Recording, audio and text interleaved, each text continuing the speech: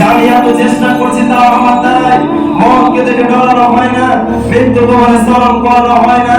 তো আপনাকে আমি বলি, একজন যুবক ছিল, সেই যুবক অনেক হারামি ছিল, তার বাপ মায়ের সঙ্গে সে ভালো করে কোনোদিন কথা বলতো না, সেই গ্রামের মুসল্লিদেরকে দেখে কোনোদিন সালাম কালাম করতো না, তাদেরকে গালি করে দিত। যখন দেখতো সেই রাস্তার ধারে যখন কুকুরগুলোকে দেখতে পেত, সে সব সময় মারতো সেই যুবকে। হঠাৎ করে একদিন শরীর খারাপ, সেই যুবকের যখন শরীর খারাপ হয়ে গেল, সেই ডাক্তারের বাড়িতে গেল। ডাক্তারের বাড়িতে গিয়ে বলছে, ডাক্তার সাহেব আমার শরীর খারাপ। ডাক্তার সাহেব চেক আপ করে বলছে, তোমার ক্যান্সার হয়ে গেছে, তুমি দুনিয়ার বুকে আর 2 থেকে 3 দিন বাঁচবে, তুমি দুনিয়ার বুকে আর বেশি দিন বাঁচবে না। তখন সেই ছেলে বাড়ি গেল।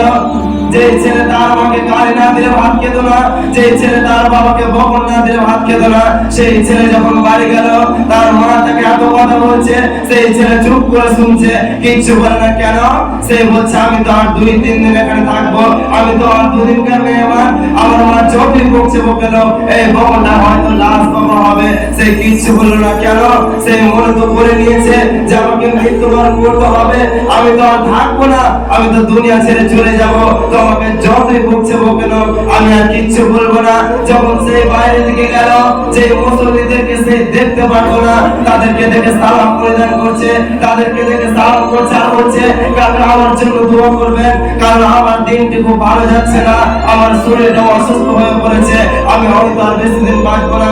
সেই যুবক, যে যুবক গ্রামের মুসল্লিদেরকে দেখে গালিগালাজ করতো, সেই যুবক কি করছে?